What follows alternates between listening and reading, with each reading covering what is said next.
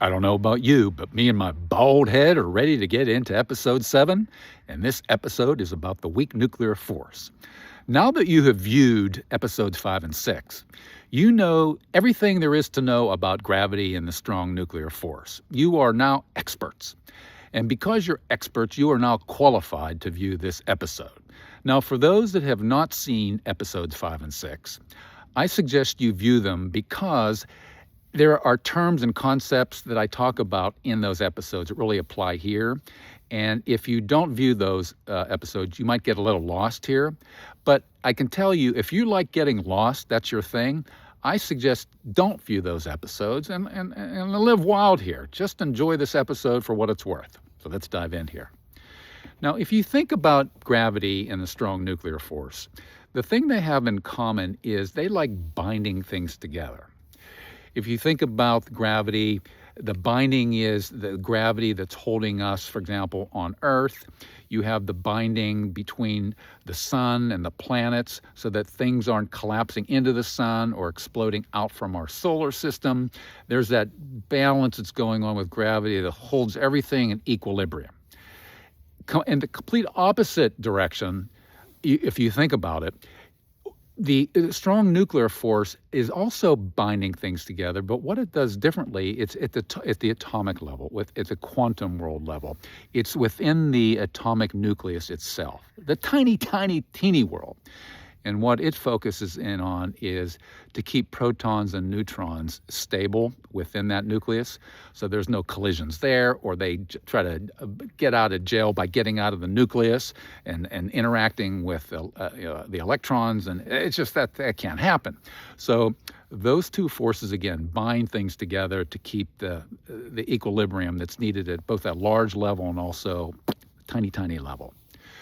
Now, if you look at the weak nuclear force, it's really not dealing with either of those things in terms of binding big or small.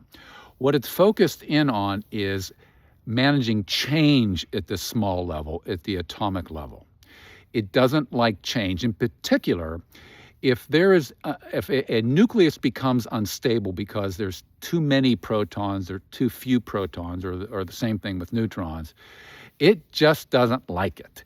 It needs that stability, and as a result of that, it jumps into action to deal with it, to address it, and it does it in a way that's pretty amazing. As a matter of fact, I call the weak nuclear force sort of the David Blaine of the universe, of the small world, because it really performs magic in terms of how it does this. It's spectacular what it does. It's the greatest of all time. It's the GOAT, as they say, the popular acronym. In terms of what the weak nuclear force is known for, it's known for two particular areas. One is radioactive decay, and the other is nuclear fusion. And I will get into those shortly here, describing what those are. Not too deep, but just so you have enough to understand what they are. Before doing that, though, let me go back to the previous episode and just give you a refresher on what an atom is, because this will play a part in everything that we're going to be talking about here. The atom, as we talked about in the previous episode, it's sort of this, you can think of this a field of energy, and it's this fuzzy area, nothing really defined on the boundaries on the inside or the nucleus. And this is energy field. The middle of it is the nucleus, and in that is the protons and neutrons and the quarks and the gluons holding everything together. And outside of that, outside the nucleus, are the electrons, and they're doing their thing. And basically, the weak nuclear force is focused in on those protons and neutrons. So you got that part of it. Now, every day in the universe, things are changing. It's changing constantly at the atomic level. And it happens, a gazillion times a day. It just is constant. That's what it's all about. But as a result of that happening, that the weak nuclear force jumps into action when it needs to, based on, again, the imbalance between protons and neutrons in a nucleus. And a great example of that is right above all of us, and that would be the air in the atmosphere itself. Now, let me get into this particular one because it's really a good example of how the weak nuclear force plays out. Before I do that, I don't know if you're aware, but in terms of the air that we breathe, obviously we breathe in oxygen and exhale carbon dioxide. But did you know that 78% of the air that we breathe in is nitrogen, and only 21% of it is oxygen, and then 1% is argon? Now you say, well, wait a minute. We're taking in oxygen, but we're breathing in a lot of nitrogen. What's our body doing with it? I don't know if you've even heard about this before. I thought it was only oxygen. And what happens is any of the nitrogen that we breathe in, we exhale the majority of it out back into the air. The reason why it's a complex element, and without getting into details, we just don't use it. So we inhale it and exhale it pretty quickly. Now, there are some nitrogen atoms that remain in our bloodstream, but ultimately they dissolve and we just get rid of them. It's basically, it's innocuous. Now, this changes. It gets a little darker if you, for example, if you're a deep sea diver. What ends up happening is nitrogen takes on a different form at that point in time. And if you're not careful, for example, if you dive deep, it sort of messes with your system, that you get your feeling of intoxication, you're hallucinating, you get disoriented. And because it takes on a different form and your body deals with it differently. And then when you ascend, as you go up in the water, if you do it too quickly, the hydrogen that is in your body, what it does, it starts to bubble. And that bubbling can cause, it can get ugly. As a matter of fact, you can die. And it's called the bends, if you've not heard of the bends. And the history behind the bends is that people would bend over from just dealing with the misery of diving too deep and coming up too quickly. But anyway, I digress. So let's get back to radioactive decay. So the sequence is, here we have all of this nitrogen in the air, and it's up from here to, let's say, 50 miles up in the air. And on a regular basis, there's cosmic rays coming in, that being from all different types of sources. And you can think of it like photons. And they come in and they hit these nitrogen atoms, all right? And they push out a proton out of the nucleus of a nitrogen atom. Well, guess what happens? That nitrogen atom turns into a carbon atom. It's a radioactive carbon atom. And the reason why that is because it spits out an electron, which really doesn't matter for this. But anyway, getting too much TMI type of thing here in terms of information. But the bottom line, it changes the nucleus from a nitrogen into a carbon. Now, this is the first time I've ever mentioned the fact that you can have an element that can turn into another element. And yes, you can. And we will definitely get into that in the future when I start talking about elements. So, as I said, now we have an imbalance of protons and neutrons in the nucleus of now the carbon atom versus the nitrogen atom that it used to be. So guess what happens? That weak nuclear force just jumps into action. And what it does is really quite astounding. It's a process called transmutation. And what it does is remember we talked about the quarks that comprise protons and neutrons?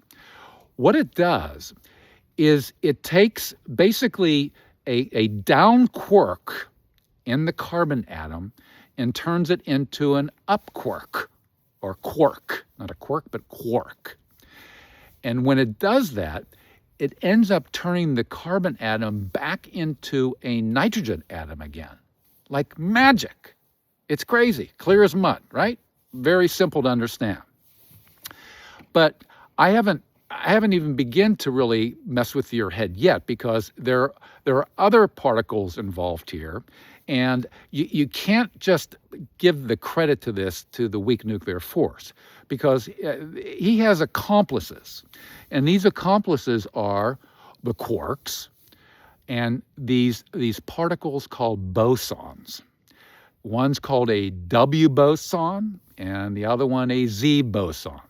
Now you're probably saying, oh God, more particles and more word particles that end in on, ons.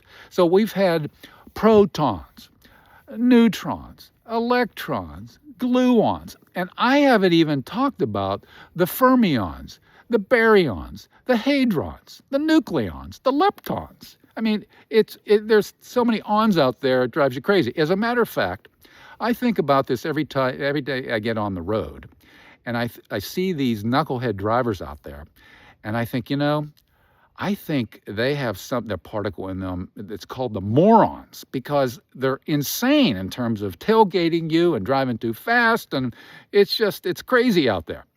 But anyway, what ends up happening is that as a part of this process to get back from carbon to nitrogen, there's a communication that goes on between the weak nuclear force and the quarks.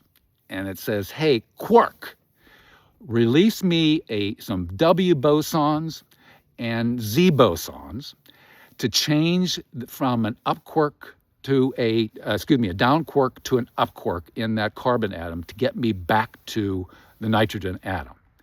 Now, without really getting into what a boson is, you can think of it as a field force particle. It's changing the charge of a particular neutron into a proton, along with giving it directions of how it should behave. These bosons are very smart, I can tell you. So now you have another on particle to add to your list, and you can keep your running list of particles here with another one being the hadron. So, excuse me, I'm getting confused, the boson. So there you go. So now you understand that the weak nuclear force is actually involved with changing the inside of a nucleus to bring back the stability that it had before an event happened. So basically, the weak nuclear force said to those cosmic rays, you're not going to do this. If you do it, I'm going to take care of it, because I'm going to turn it back to the way it used to be. And I don't care how often you do it, I'm going to turn it back every single time. So take that. Now you understand one example of where the weak nuclear force comes in. The other one is nuclear fusion. If you're not familiar with nuclear fusion, it's the process where two light, basically atoms or nuclei combine to form a single, basically a heavier nucleus. And this type of fusion is used in power plants. It's basically fusing atomic nuclei together. And when you do that, as you may remember with the strong nuclear force, when you start mucking with the nucleus of an atom, there is tremendous energy in that nucleus. And as a result of that, there's a lot of energy that comes with that. Now, if you think about the sun, that will certainly make sense as I get into this a little bit more. So why don't we do this? Let's dive into, imagine us going to the sun, okay? We travel in our ship, and we have to travel 93 million miles to get there, all right? Now, the sun, before we get there, it's made up of 75% hydrogen and 25% helium. Now, to add insult to injury and to confuse you even more, there are two types of hydrogen. There is protium and there is deuterium. And they differ based on whether they have a neutron in the nucleus or not. I'll just leave it at that. Now, as a part of that, you have to realize that the sun, its temperature is 27 million degrees Fahrenheit. On top of that, its gravity is really intense. As a matter of fact, the gravity of the sun is 28 times that of the Earth. So if you happen to be able to stand on the sun and you try to lift your leg, that's going to be a tough thing to do, because it's going to feel like you have thousands of pounds on your leg and you can't even begin to lift it up. So think of that environment in terms of being so hot and so full of pressure. Now, because of that, what ends up happening is, because we have the hydrogen and the two basically isotopes, as they're called, protium and deuterium, on the sun, in the sun, and the heat and the pressure, what ends up happening is it turns into plasma. As I mentioned plasma before, it's gas that's ionized, it has a charge, it's really soupy hot gas, you can think of it as. Thick, soupy hot gas, a real pleasant place. And on top of that, what ends up happening is with this atom, with the electrons orbiting the nucleus, that heat just blows that electron out of the atom. So basically what you have is you have these free protons floating around in this heat and this massive energy. And what ends up happening is it goes from those two protons, and then they collide and they form a larger atom.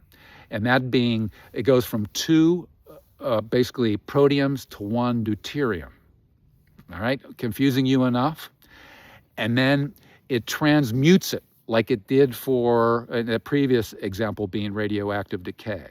It transmutes it into one of the protons into a neutron. So now we have one proton and one neutron in the deuterium. Then the deuterium, it collides with another proton and it creates helium, a certain type of helium. And then it collides again with another proton or another deuterium, and it creates another form of helium.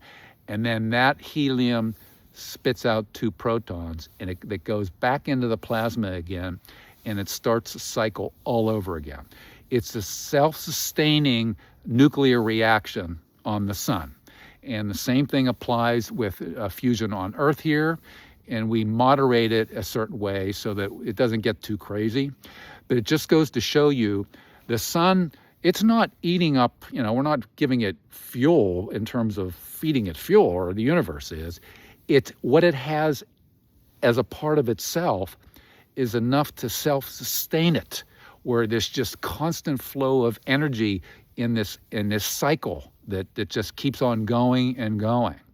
And as a part of that process, the transmutation that's going on and turning protons into neutrons that creates that environment is what the weak nuclear force is involved with, again, with the bosons to help them along with the quarks.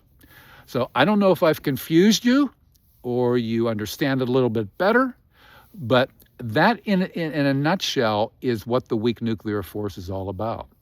It basically is there to deal with change, and it deals with change through a transmutation mutation process that basically either turns a proton into a neutron or a neutron into a proton to keep a world at bay in terms of equilibrium and at the least amount of chaos. So with that said, that should do it. And in episode 8, I will get into electromagnetism. And that particular one, by the way, is I've developed 3 different episodes for that because there's a lot involved with that one. And because that particular fundamental force is really closest to us in terms of we leverage it every day, whether we realize it or not, but it's just an integral part of our life. So that should do it for now, and have yourself a good day. Bye.